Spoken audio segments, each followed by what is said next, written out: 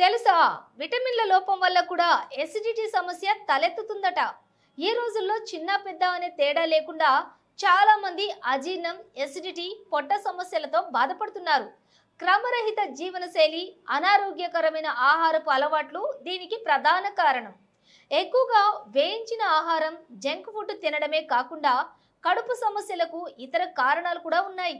నిద్రలేమి, ఒత్తిడి, వ్యాయామం లేకపోవడం. ఈ రోజుల్లో చిన్న పెద్ద అనే తేడా లేకుండా చాలా మంది అజీర్ణం, అసిడిటీ, పొట్ట సమస్యలతో బాధపడుతూ ఉన్నారు. క్రమరహిత జీవనశైలి, అనారోగ్యకరమైన ఆహారపు అలవాట్లు దీనికి ప్రధాన కారణం. ఎక్కువగా వేయించిన ఆహారం, జంక్ ఫుడ్ తినడమే కాకుండా కడుపు సమస్యలకు ఇతర కారణాలు కూడా ఉన్నాయి. అందులో విటమిన్ల లోపం కూడా అజీర్ణానికి దారితీస్తుంది. ముఖ్యంగా శరీరంలో విటమిన్ సి, డి, బి12 లోపిస్తే పొట్ట సమస్యలు వస్తాయని చెప్తున్నారు.